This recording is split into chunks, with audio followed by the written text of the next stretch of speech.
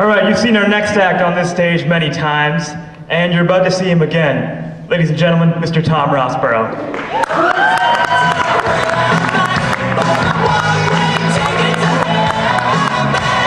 How we doing? Thank you all for braving the snow, coming out. All right, look, I gotta get something off my chest, all right? I'm jealous of professional athletes. All right, there, I said it. Look, think about it. They get to celebrate at their jobs. Sure, I can finish a test or at the end of the term. Hell, after the show tonight, I'm going out, I'm kicking back some beers, I'm celebrating. There you go. But that's not the same. It's not in the moment. Live in the now, that's my motto. But just once I want to finish a test like this, just...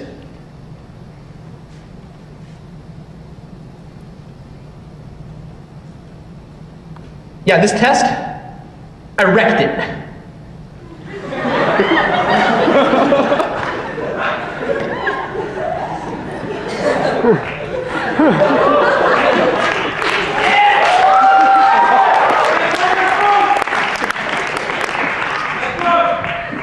Maybe I get called on in class. The professor didn't expect me to know the answer. Like, yeah, yes, Mr. Rosborough. Mr. Rosborough, are you paying attention? Mr. Rosborough, what is the answer? Okay, the distillation column needs 18 stages, and with the efficiency, that's 25 total. Yes, that's correct. Okay, let's move on. What?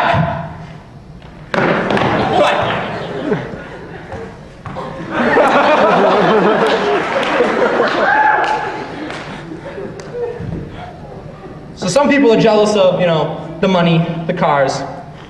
I'm jealous of the celebration. That's just me. To each his own.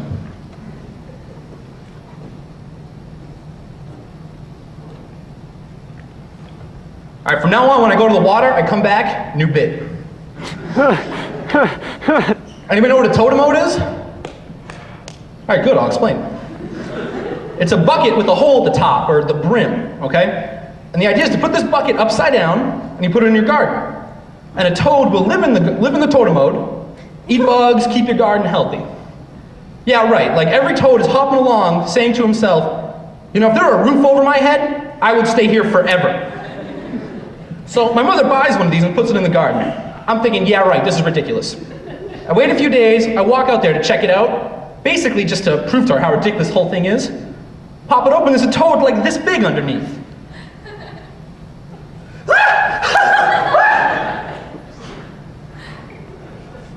All right, look, I'm not afraid of toads, it just startled me, that's all. Here's the thing though, how do you think the toad felt?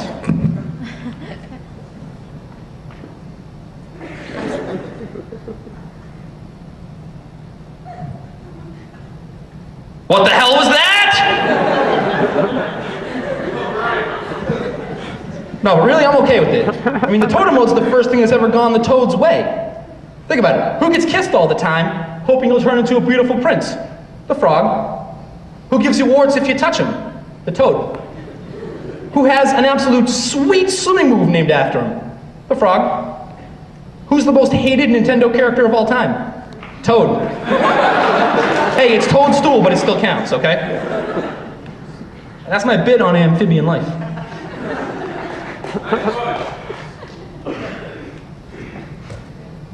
All right, so I went to the mall the other day.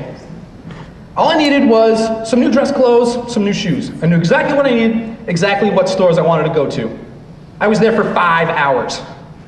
You want to know how? Good, I'll tell you. Come along with me. So, everyone has their routine at the mall. You don't just go for what you need. You do that last. You don't want to be the guy carrying around like 85 bags into all the stores. So, I always go to the music store first. I gotta find out what new bands have albums up for download. I mean sale. Okay, I let the cat out of the bag. Music is available on the internet for free. Shh. It's a secret to everybody. All right, after that, it's time for a little window shopping. Then comes my favorite part of the mall. There's that store. Now, I don't know if it's the location, but it just can't seem to hold down a business. Every time you go, it's different. So here's what me and my friends do. We all throw $5 in a hat. We have a bet. If you can name what the store's gonna be, you win the money. So, my friend's hat right now has $725 underneath it because we can never get it right. I mean, I was rooting for the bonsai tree store when it was there, but I knew. All right, I've spent my time in the mall now. Time to get some shopping done. But wait, I walk by the food court. I don't know what it is about the food court, but just the smell from like the 10 worst fast food restaurants I can think of is just so enticing. So here's my usual food court plan. Walk up to the Hunan chicken, have my free sample, pretend I don't like it, and keep moving. But here's the thing, it was so tasty this day, I had to get some. This gets me thinking, why don't regular Chinese restaurants hand out free samples? All right, pretty much it's because if you go into the Chinese restaurant, they've won, and you're spending your money there. But anyways. So I go up, teriyaki chicken, please. But then wait, something catches my eye right around here. Double meat, 99 cents. Yes, done. So between the double meat and the free samples, this place is just pumping out the chicken. Like there's managers in the back going, where did all this chicken come from? Get it out of here. Get it out of here now. All right, so I'm sitting down with my huge pile of chicken, start to taste it, tastes nothing like the free sample. I'm furious. So I want to complain, but I can't tell which of the cooks with the sharp metal objects is a martial artist. So I bite my tongue, and that friggin' hurt. And it didn't make the chicken taste any good either, so I just had to swallow it and move on. All right, time to go to Payless Shoes. You gotta have a certain mentality when you go into Payless Shoes. You really have to pay less. Anywhere else, 20 bucks for dress shoes is a deal, but not at Payless. No, it's an outrage. $10 later, new shoes. Thank you. I like them. So I'm in there and I got to think, they're practically giving the shoes away. It's like the managers in the back going, where did all these shoes come from? Get them out of here! Hurry up! All right, that was pretty much exactly the same as my other joke. I'm not sure what I was trying to pull with that one. All right, I got my dress shoes, time to go to Filene's. Here's my favorite part about Filene's. There's always the suit guy. 75-year-old Italian guy. It's the same guy in every Filene's. He got pushed out of his Bernardi's tuxedo mafia business. All he knows is suits, stuck in Filene's. There's a hit out for him. The hitmen are looking in the strip clubs, the Olive Gardens. They can't find him. He's in Filene's. But I can't talk to this man. Something about him just intimidates me. He knows so much about clothes. Important stuff, shirts and ties. Looks like I'm doing this on my own. White shirt, easy enough. Black pants would be easy enough, but for some reason, there's no order to the pants on the rack. Half hour later, got my pants. Still not bad. Okay, now it's time for a tie. There are thousands of ties to choose from, and I'm the idiot who needs to know what goes with black pants and a white shirt. Okay, so I pick out a tie, I look at it, and I wonder to myself why this little piece of fabric is costing more than twice of the shirt and pants combined. Time for a new tie. Okay, I pick out a nice one, yellow and blue. It was light blue though. Navy blue does not go with black, I know this. So I walk up to Mario, and I swear to God the name's man is Mario. I've been known to joke, the jokes will commence again shortly, but that's the truth. The man's name is Mario. So I say, Mario, how does this look? He says, nice, booyah, mission accomplished. Okay, ring it up. So he rings it up and says, you have a Filene's card? Ha, yeah, right. Who am I, my mother? No. Would you like one?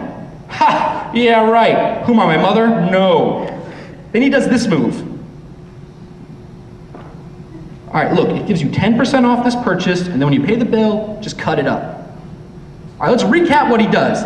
He gives me the lean back. The lean back and the look around, looking for managers. Immediately I think I'm getting some kind of privileged information. Mario's laying his neck out on the line for me. Then he gives me the goods. Let's do it. I call that move the deal maker. That's how it's done. He rings it up, I get my bill. I'm not gonna lie, I cried when I cut up that Filene's card. I'll always remember you, Mario.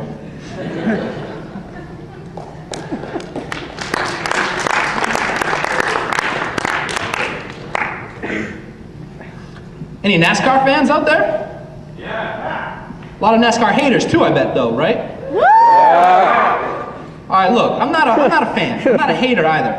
But, I mean, seriously, the guys are out there driving 225 miles an hour, week in, week out. A lot of respect for that. Here's what I don't understand. NASCAR is the #1 spectator sport in America. But 95% of the country has no idea why. 95% of the country isn't car-obsessed rednecks, but I digress. Now, a lot of people say NASCAR is boring. Let's go make left turns. They're absolutely right. NASCAR is very boring. But that's not the problem. My friend says, here's what they should do. Take away all the car restrictions. You want to go 400 miles an hour on the straightaways? More power to you. But no, even that will not solve NASCAR's problems. Look at, here, I'll show you. According to a NASCAR fan, I'm having one hell of a race against this mic stand right now. We're both going 225 miles an hour. We're going through turn 1. I'm right behind it, ready to draft. With everyone going the same speed, there's no action out there.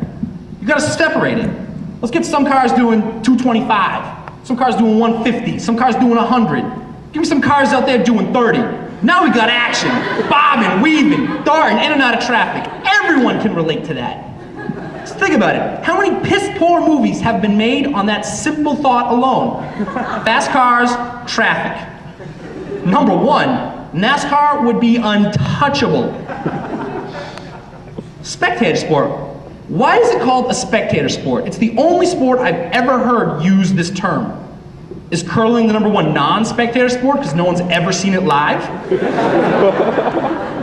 That's why I got kicked off the soccer team when I was 8 years old. I'm standing there on offense, the ball's 300 yards away, down the other end of the field. I'm just standing there. The coach yells, hey Tom, not a spectator sport, you know, pal. I said, oh yeah? What the hell all the parents here doing watching us, you fucking douchebag? I was one foul-mouthed 8-year-old. Hey, I'm Tom Rosborough, that's Mac, how'd I do?